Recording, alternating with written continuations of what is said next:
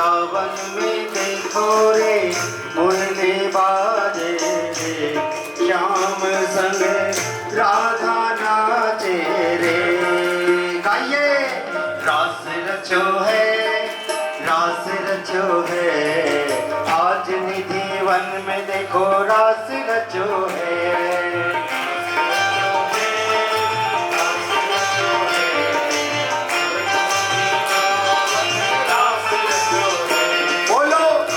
रचो है, रास रचो है, आज निधि मन में देखो रास रचो है। रास रचो है, रास रचो है, आज निधि मन में रास। ताली बजा के प्रकार से भगवान ने बड़ा सुंदर अद्भुत गोपियों के साथ पावन मंगल में रास रचा। और इस कथा को परीक्षित जी को श्री सुखदेव जी महाराज सुना रहे हैं। परीक्षित जी के मन में कहते संदेह उत्पन्न हो गया। परीक्षित ने भगवान से प्रश्न किया कि ये भगवान संस्थापनाय धर्मस्य, भगवान तो धर्म की संस्थापना करने के लिए आते हैं और आज भगवान इस प्रकार का कर्म कर रहे हैं, इससे लोगों के मन में क्या विचार होंगे, उनके क्या विचार होंगे। आगे ये कहते श्रेष्ठ कर्म नहीं है। परीक्षित की इस बात को जब सुखदेव जी मुनि ने सुना तो श्री सुखदेव जी मुनि मन ही मन सोचने लगे, क्या मैंने ये कथा किसी अनधिकारी को नहीं सुना दी, क्योंकि पुराण भी हर व्यक्ति नहीं सुन सकता। पुराण कभी सुना जा सकता है जब भगवान हरि की हम पर क्या है कृपा होती है। तो आज भगवान यहाँ पर सुखदेव जी मुनि परीक्षित को बता रहे हैं कि ये परीक्षित, ये प्रश्न कहते तुम अपने लिए नहीं, कलिकाल का जो जीव है उसकी निवृत्ति के लिए, उसके कारण कहते ये प्रश्न पूछ रहे हैं। क्योंकि अधिकांश जो लोग हैं वो रास पर बड़ी टीका टिप्पणी करते हैं। लोग कहते हैं कि तुम्हारे भगवान ने तो कहते रास किया इतनी गोपियों के साथ। कई विचार ऐसे पंथ मजो हैं जो सिर्फ सनातन की निंदा करने में ही रात दिन लगे हुए हैं। अगर उनका बाह्य स्वरूप देखा जाए तो हूबहू सनातन की तरह आपको लगेगा, लेकिन अंदर से वो कोई सनातनीय नहीं है। ऐसे लोगों से भी हमको सावधान होने की चेष्टा करनी चाहिए, क्योंकि ये बनते तो अपने आप को सनातनीय हैं, लेकिन वस्तु का ये सनातनीय नहीं है। परीक्षित जानते हैं कि कलिकाल में जो व्यक्ति का मन है, जो चिंतन है, वो बड़ा दूषित हो जाएगा। तो परीक्षित ने भगवान से पहले ही कहते इस चीज के बारे में पूछ लिया।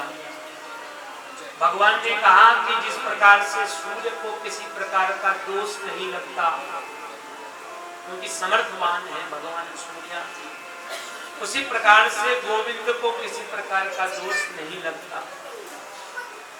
कभी लोगों ने भगवान के बारे में ये पूछा कि 7 दिन तक भगवान ने गोवर्धन कैसे उठा लिया। अरे आप 7 दिन क्या 7 मिनट तक 1, 2, 4 किलो का पत्थर नहीं उठा पाओ। अभी जब नगर परिक्रमा के लिए हमारे विग्रह जाने थे, एक एक मूर्ति को उठाने में पसीने आगे हम 8-10 आदमियों के। तो भगवान ने तो 7 दिनों तक उस गिरि गोवर्धन भगवान को धारण किया रखा। इस प्रकार के संदेह कहते कैसे उत्पन्न होंगे। अनेक प्रकार के साधनों के माध्यम से यहाँ पर श्री सुखदेव मुनि ने परीक्षित को समझाया और परीक्षित को कहा कि हे परीक्षित, भगवान के इस रास वर्णन को जो अपने जीवन में धारण करता है उसको परम मंगल में भक्ति की प्राप्ति होती है। कि विक्रीडितं व्रजवधू वीरियं च विष्णो श्रद्धान्वितोऽनुसूयात् तद्वर्णयेद्या। भगवान के इस कथानक को जो अपने जीवन में धारण करता है कैसे, कहते श्रद्धा भाव से। क्योंकि भक्ति का जो स्वरूप है श्रद्धा विश्वास रूपिणो। भक्ति कैसी होनी चाहिए? और श्रद्धा से ओतप्रोत होनी चाहिए। अगर हमें जिस चीज पर श्रद्धा नहीं है उसके प्रति हमारे मन में अनुराग जल्दी पैदा नहीं हो सकता, अनुरक्ति पैदा नहीं हो सकती। और जो चीज आपको व्यर्थ में आप पर थोप दी जाए तो कुछ काल तक आप उस कर्म को कर पाओगे, लेकिन फिर आप उस चीज से ऊब जाओगे। भगवान कह रहे हैं तो श्रद्धा और विश्वास का होना परम आवश्यक है। और भक्ति जब व्यक्ति को प्राप्त होती है तो भक्तिं पराम भगवती प्रतिलभ्य काम, ये हमारे काम को कहते समाप्त कर देती है। जैसे जब आदमी खाना खाता है उसका जो इंद्रियां हैं वो कहते हैं तृप्त होती है, उसका जो क्या है तनाव है शरीर का वो समाप्त होता है और उसकी इंद्रियों को कहते हैं बल की प्राप्ति होती है। इस प्रकार से सुखदेव मुनि को भगवान ने समझाया। भगवान ने कहते एक दिन सुदर्शन नाम के विद्याधर की भी मुक्ति करी। नंद बाबा ने कहते त्रयोदशी का फाल्गुन मास की त्रयोदशी चतुर्दशी का व्रत रखा, जिसे शिवरात्रि का व्रत कहते हैं। नदी के पावन तट पर भगवान का मिट्टी का शिवलिंग, पार्थिव शिवलिंग बनाया गया। कई लोग शिवरात्रि में पूजा करते हैं, उसमें पार्थिव शिवलिंग का विधान है कि मिट्टी का शिवलिंग बना करके एक पहर की पूजा के बाद उस शिवलिंग को विसर्जन किया जाता है। फिर नदी में स्नान करके दूसरे पहर की पूजा में हम बैठते हैं। इस प्रकार से 4 पहरों की पूजा करी तो चौथा पहर कहते जब समाप्त हुआ तो जैसे ही चौथा पहर समाप्त हुआ थोड़ी देर आराम करने लगे। एक कहते विशाल काया अजगर ने कहते हैं भगवान के पिता नंद बाबा को कसने की कोशिश करी। नंद बाबा कहते चिल्लाए और जैसे ही चिल्लाने लगे भगवान ने देखा कि अरे बाबा को तो सर्प ने खाना प्रारंभ कर दिया है। उस पर भगवान ने कहते हैं मुष्टि का प्रहार किया और जैसे ही भगवान का स्पर्श हुआ वो सर्प कहते एक दिव्य गंधर्व के रूप में परिणित हो गया और कहने लगा कि अहम विद्याधरम कश्चिद सुदर्शनामिति श्रुतः सुदर्शनामिति श्रुतः। कहते मैं विद्याधर हूँ और मेरा नाम सुदर्शन है। मैंने कहते हैं एक दिन अष्टावक्र जी को अपने सामने से जाते हुए देखा तो 8 जगह से टेढ़े ऋषि को मैंने हिलता डुलता देखा तो कहते मुझको हंसी आ गई कि वाह ऋषि तेरी चाल कैसी है? कहते अजगर के जैसी है। ऋषि ने श्राप दिया कि मूर्ख लोग भगवान का दर्शन मेरे अंदर कर रहे हैं, संत का दर्शन, तुझे मैं सर्प दिख रहा हूँ, जा तुझे श्राप देता हूँ कि अगले जन्म में तू सर्प होगा। उसी समय कहते मैं सर्प में परिणित होना प्रारंभ हो गया। मैंने क्षमा याचना करी। संत महात्मा का जो हृदय है कहते नवनीत के समान होता है। गोस्वामी जी अपने सूत्रात्मक चौपाइयों से हमें इतना मर्म देते हैं, हम लोग पढ़ते ही नहीं। जैसे पर्वत बिना प्रयोजन के वर्षा की बूंदों के आघात को धारण करता है अपने जीवन में, वैसे ही संत दूसरों की फालतू की बातों को जीवन में ग्रहण करता है। जो परंपरानुगत संत बने होते हैं वो जब शिष्यत्व ग्रहण करते हैं उससे पहले उनको भिक्षावृत्ति का विधान है कि भिक्षा लेकर के कहीं पर 5 घर से विधान है, कहीं 8 घर से है, कहीं 16 घर से है। परंपरानुगत जाकर के अपने गुरु की शरण में देना कि गुरुदेव आज मुझको ये प्राप्त हुआ, अब गुरुदेव उसमें से जो निकाल के शिष्य को दे दें उसको कहते हैं अपने पितरों को, देवताओं को, पक्षियों को, इस चराचर को देकर के जो उसमें एक ग्रास ले धारण करे, वास्तव में कहते वही सच्चा संत शिष्य है। क्षमा याचना करी। यहाँ पर अष्टावक्र जी का जो हृदय है वो कहते द्रवीभूत हुआ। कहे कि द्वापर में भगवान के स्पर्श से कहते आपको परम गति की प्राप्त हुई। उसके कारण भगवान ने कहते हैं इस विद्याधर नाम के सर्प की मुक्ति करी।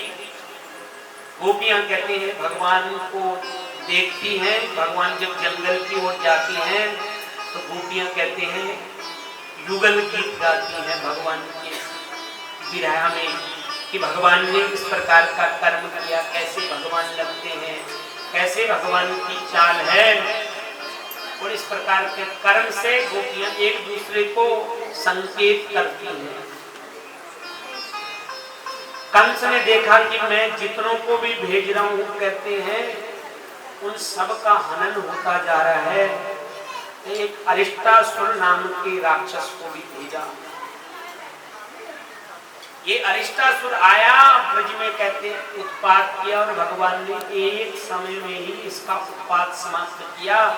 और इस अरिष्टासुर नाम के जो बैल के रूप में आया भगवान ने एक समय में इसका प्राणांत हो गया।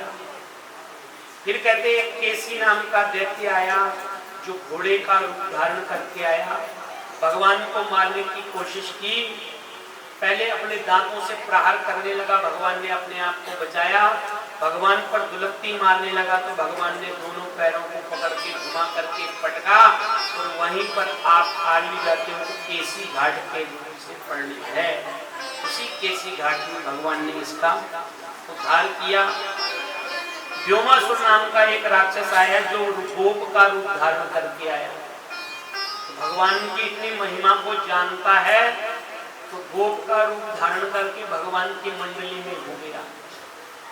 भगवान जंगल में जब जाते हैं गो चराते हैं तो बीच बीच में खेल भी खेलते हैं। ये खेल हुआ कि मल्ल युद्ध करेंगे, जो टीम मल्ल युद्ध में हारेगी वो जीतने वाली टीम को अपने कंधे पर इस पर्वत की चोटी से उस पर्वत की चोटी तक लेके जाएंगे।